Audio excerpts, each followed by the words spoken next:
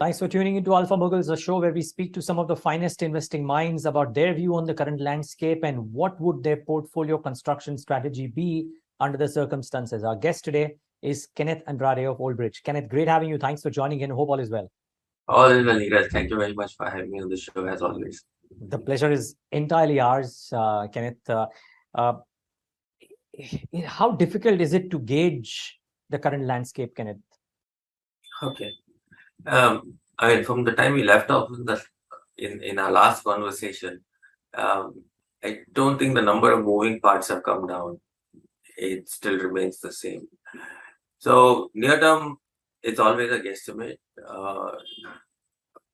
but we will continue to struggle with everything that is already there as far as the macros are concerned. Right? We've almost got a stagnant market for all of this year, if not a market which is actually, if not stocks that have actually lost reasonable amounts from their highs.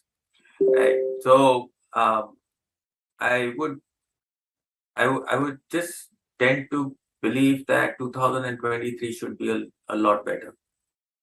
Okay, but still, it's going to take some time before we see signs of that actually coming through. Okay. So before the market were to, or before markets at large were to start getting better, Kenneth, just wondering if the combination of the macro at hand plus technical factors, name it QT, name it whatever else, do they ensure that the markets get a bit worse from where they are right now? I'm again not asking you time. I'm just trying to understand. Do you reckon things could get uglier before they get better? It depends upon how what you actually say ugly, because it's not going to be anywhere close to what you saw in 2020. Got it. Right, so it will just probably drift sideways or drift down. See the big change looking at the marketplace in 2022 compared to what we had in 2020 is that we completely defined what our downside in terms of numbers are. I mean, you take the worst scenario that happened in 2020, where we almost lost two quarters of turnover, right? And still post that, we've been able to deliver what we've done so far. So you defined the bottom of your earnings cycle, and it's not going to go below that, right? From there, you have to figure out how much higher it would go. Right. Right. So my sense is, given where the marketplace is and given the way the interest rates are moving, what you're seeing is the valuation of equities as an asset class coming down because the cost of capital is going up. And that's something happening as a global phenomena. It's also will represent itself somewhere in the Indian context. Got it. So we're going through that adjustment phase on that side. But my sense is all fall into place somewhere in 2023. Okay. But may I probe that a little bit? So the markets may not behave as badly as they did back in 2020. But even if they do a fraction of that, or not fractionally, but if they do half of that, then we're talking about significant downside from the current levels as well, at a point of time when the world too seems to be moving into a slowdown / recessionary phase, depending on which region you look at. So therefore, what's the prognosis? It may not be as bad as 2020, but can it get really bad from here, or would it be a drift / sideways move, you reckon? Best guess right now. Probably be a drift to sideways movement with a bias towards going down is what my sense would be. And if you ask me a worst case scenario, I think you would go back to about minus 10% from here. Okay, maybe a little more, but that's where it should be okay. Markets are not rich in pricing, but they're not very cheap either. So we're sitting somewhere in the middle. Now the answer to that should be, does it become cheap before it goes back again? I will not be able to figure that out. I don't think I have the answer for that. Yeah, I don't think anybody does, but I still wanted to get your opinion of how you're thinking. So therefore, Kenneth, in such a scenario, what is the portfolio construction strategy currently? I mean, how are you thinking through things? No, nothing very different. our sense is that we're still in an inflationary cycle. And right now, the world is seeing some level of stagflation, if not a destruction of demand that is there. It also comes by the fact that a large part of the world, which is essentially the European Union, has to go through winters. Okay, but post that also I'm a little I'm a little cautious because they also come out of the next 2 quarters with one of the most competitive currencies in the world. Okay, so the caveat to that is if they come through with one of the cheapest currencies in the world uh, and go into a manufacturing cycle or come back as far as the economy is concerned, um, they could rebuild the economy all over again, right? The US will do it because they got the strength of the dollar. The Europeans will do it because they have the weakness of the currency. So I sense that this is the two global engines that will start working, and that's where countries like us will necessarily have to find our way as to how do you feed into that part of that world, feed into that part of the economy. So this migration that you're seeing, China to India, Europe to India, we probably hit the cyclical hump this this quarter, which is the September to December quarter, September to December quarter, and maybe Jan and Feb will be also some very large exports going out of India, and a lot of companies benefiting. But that should be a cyclical high because when manufacturing resumes with a weaker currency across the world, a lot of currencies are much weaker than us. You could see that shift going back again. So enjoy the cash flows for a quarter or two, but I'll be wary on the other side. Wow. And but yet I hear you say that 2023 will be better than 2022. Yes, it will. I think pockets of opportunities always will exist because India will I mean, most of the Indian companies will already find their footing in the large part of the world. Our domestic economy you don't have a broad-based consumption that is going on out here. It's very infrastructure, government-related consumption that's taking place. Also, non-discretionary consumption is reasonably good. Okay. So those are things that will hold us together, and we will also come from a significantly. I mean, I won't say significant lows, but we'll also come up lows of from a market standpoint. So 23 should be marginally better than where we are standing right now. Okay. So if I'm understanding this correctly, you're saying that the next 2 quarters might, or next, let's say, next give or take a few months, we might see the market make lows for 2023 or the ensuing next 12-15 months. Selectively export-oriented themes might have issues, but domestic-facing themes might actually hold in good stead. I would say I don't think export-oriented themes will have issues. I mean, they will continue, but they will not be as broad-based as they are now. Okay. So it will become very selective, you are saying. It will narrow down to how well you are placed in your global competitiveness score. Okay. And I'm not of. I mean, and until India actually, at least corporate India exhausts capacities that they have, because you look at data any which ways that you want to, your capacity utilization still are middling 75-ish. Okay. I'm not on the opinion that we'll hit a significantly high capex cycle just now. If the capex cycle happens, it will happen more because we found newer markets, global recovery is started to happen, etc., etc. I think that's where we are anchoring our portfolio on, that there is a global recovery that would happen. A lot of Indian companies will feed into that. Okay, we will also have some benefits on the domestic environment because employment generation starts taking place, and that's how the economic cycle for India will start off.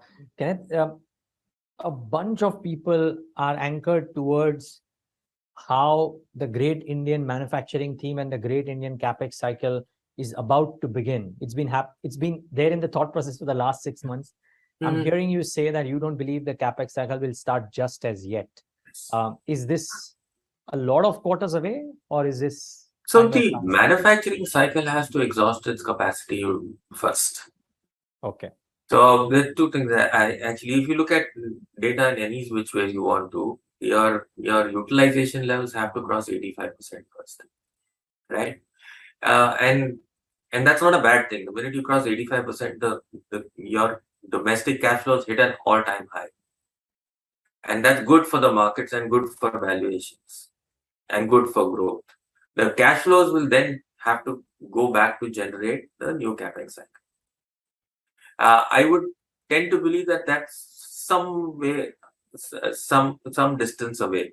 Capex is happening in a very narrow band right now. It will happen in power. It will happen in utilities, but that's the only space I actually see that happening. Otherwise, we're fairly well entrenched with existing capacity. I think most commodities on the ground, we've got enough and more capacity that is there.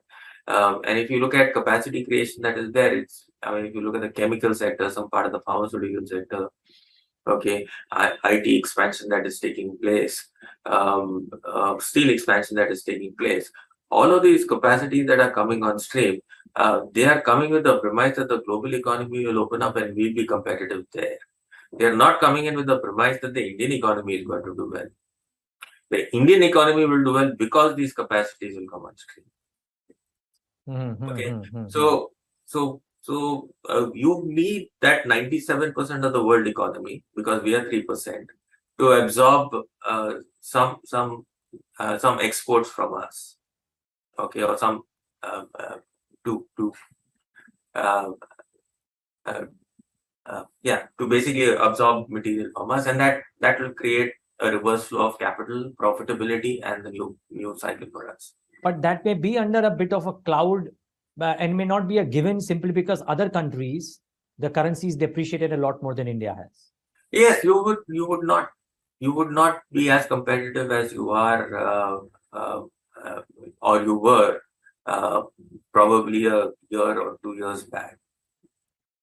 And you also in the face of demand destruction that is taking place. I mean, right now, if you look at some verticals that are there, imports into India have started.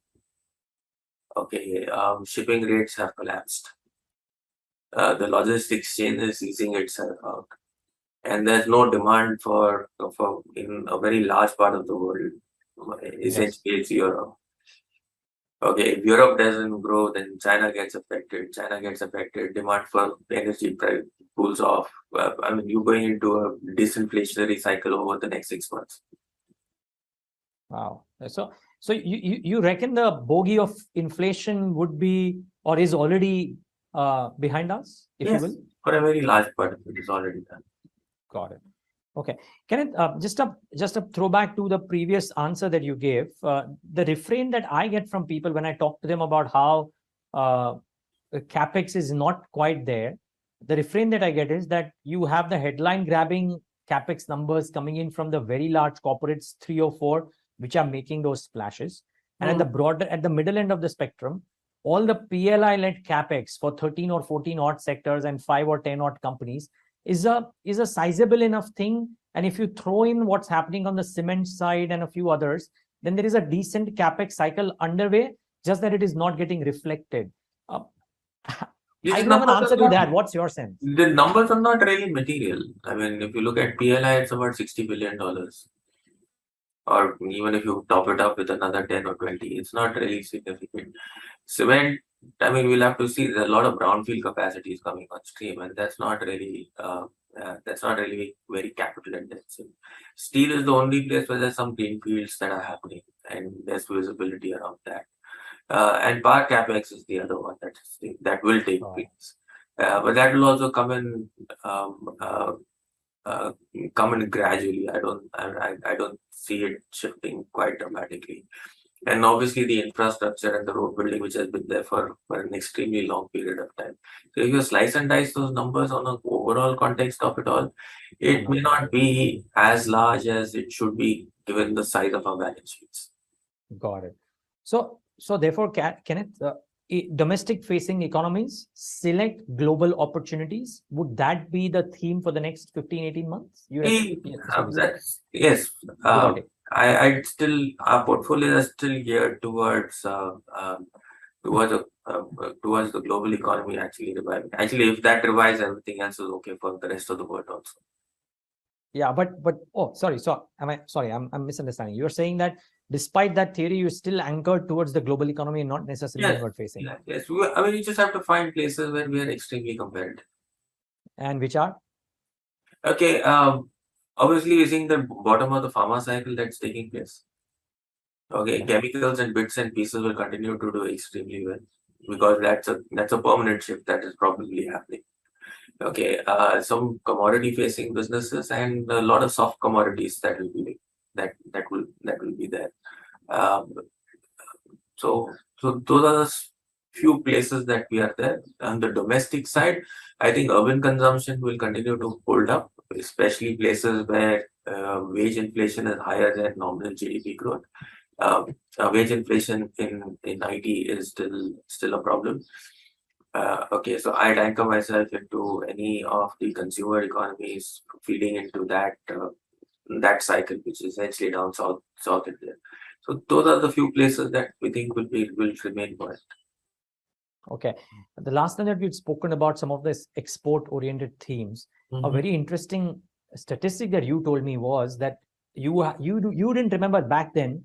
When was the last time that you saw completely deregulated balance sheets on the textile side? Now, how has that piece moved? Because I keep on hearing conflicting opinions about where is it that India is gaining versus where is it that India is not able to gain on the textile exports front. What's your sense on that overall piece? It's a small one, but I'm starting with that. Yeah, it's fairly simple. You got the best balance sheets that they've ever had since I've known these companies. Now you just have to figure out. You have to find the right company in the right space, and you will be able to.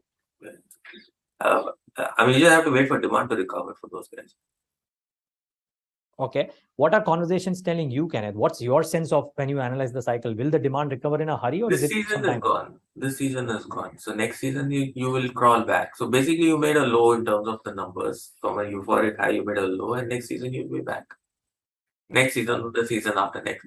See, the thing with most of these industries and companies, and this includes the metal cycle that we're going through, is that all you need is a good or any manufacturing company or any business that is there, not just manufacturing. You need a great solid balance sheet, because when growth comes your way, you can financially leverage into the cycle.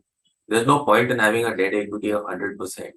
Then you get growth, and then you have to leverage your balance sheet higher to capture that growth. Right? Today you've got no debt on books.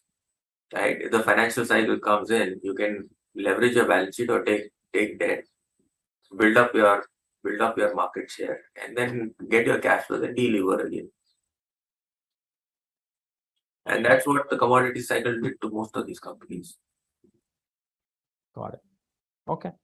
Okay. And which prompts me to ask you one final question on this piece, which is that you are present or you are constructive on Indian metal companies as well. Yes, we're there. You are there. There, the price to book multiples are at 1. So purely on a valuation framework, they work well. They're extremely competitive in terms of costs. Now we'll just have to wait till volumes actually show up, not prices, volumes actually show up. And if volumes show up and you get elements of price stability, we are back. Got it. You reckon that will happen in a few quarters down the line? So I got the valuations right. I know these are the lowest cost per play. So you have to wait till it gets right. Yeah, sorry. Companies which survive a down cycle, no matter how short it is, and you pick the winner. I remember your mantra. Yes. Okay. So thanks for that, Kenneth. Okay. Now, may I ask, actually, one final question, really sorry on this, is what is your view on IT exports and because again, the management commentary thus far has not been shaky. We're waiting for the IT companies this earnings season to talk about the second half. But what's your sense? So there are two ways to look at it. The global meltdown will push a lot of a lot will cut companies will cut a lot of IT budgets. You're seeing that happening with banks, and you will see that happening to a very small set of companies which are funded by external capital, which is private equity. So there you might have a cut in budgets that are coming through, but the rest of the development work that is there across governments and across companies, it shouldn't really get impacted. But yeah, everyone's got their focus on the bottom line, so they'll have to cut costs. Okay, and if they have to cut costs, I mean, outsourcing will be their best bet. Hmm. So I'm not too sure. I'm reasonably sure. Let me put it the other way around. I'm reasonably sure that volume impacts, if at all, won't be will probably be there for a year. It won't be longer than that. So if there's a volume impact on the downside, probably be there for a year. I'm not too sure. A lot of these companies are going to get pricing hikes. They will get Agreed. nominal pricing hikes, but they may not be able to pass on all the cost inflation that they see. So they are on a fairly good wicket. Actually, valuations are also they're not as I mean, a lot of the large ones are making 52-week lows. So they're not as expensive as they used to be.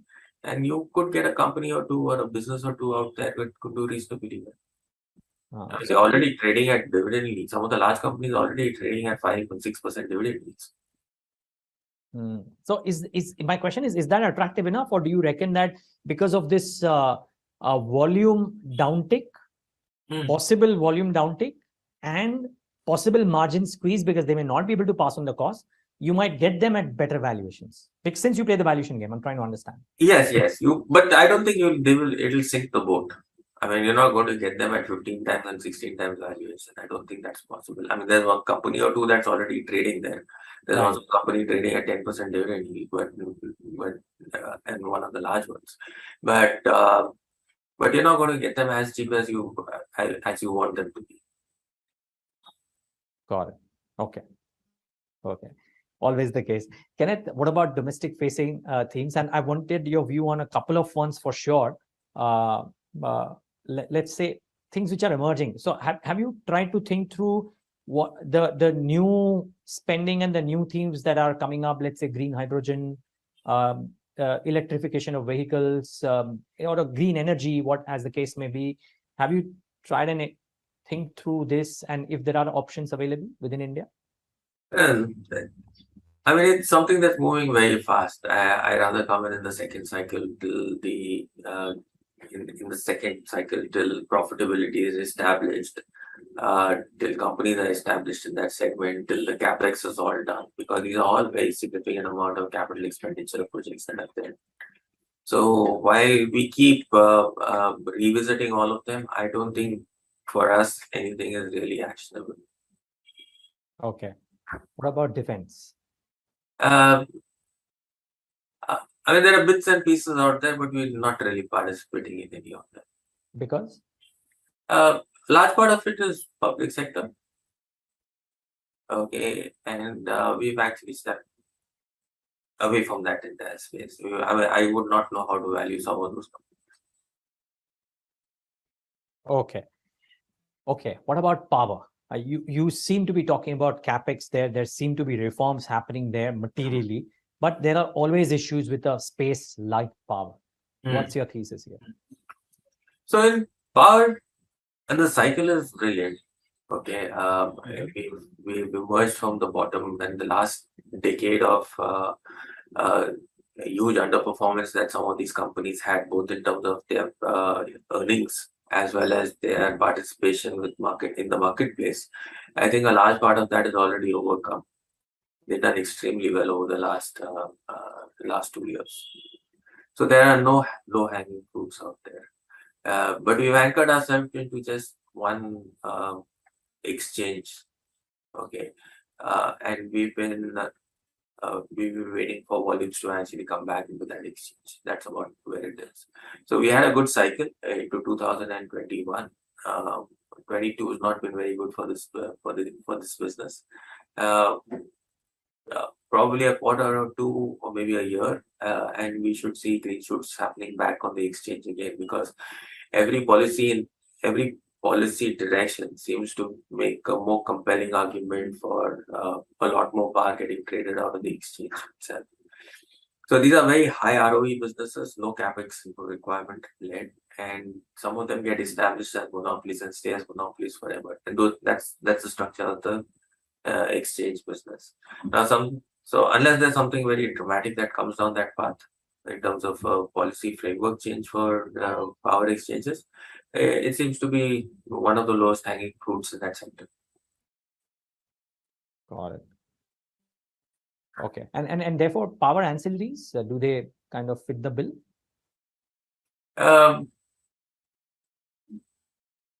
I mean, I don't know what you would classify as power ancillaries, but they are all the turbine. I mean, if you're saying the entire construction EPC space and equipment space, Transmission. so again, same thing holds true for them. They're not exactly they're fairly well priced.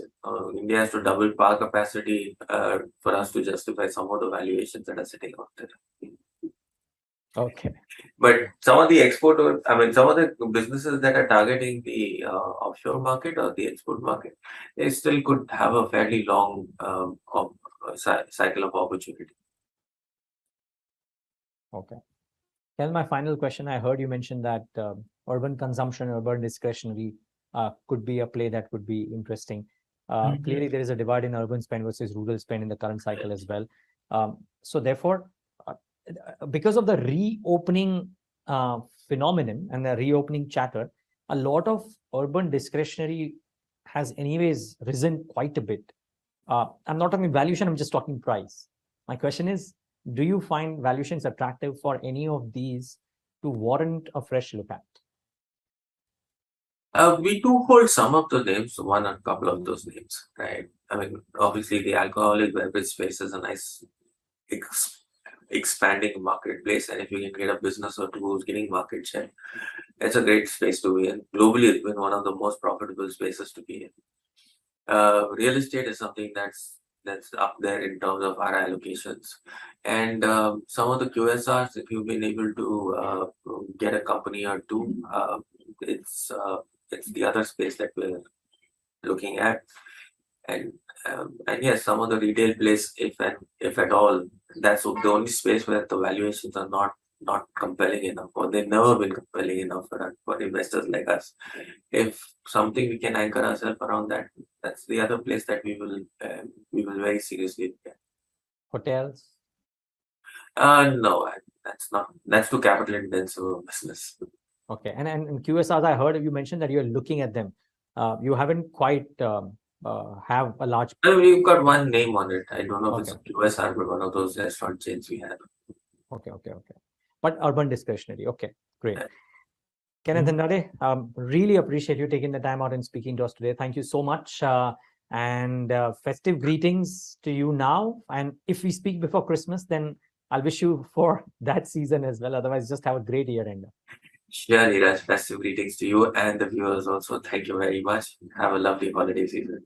Thank you. And viewers, thanks for tuning in to yet another episode of Alpha Moguls.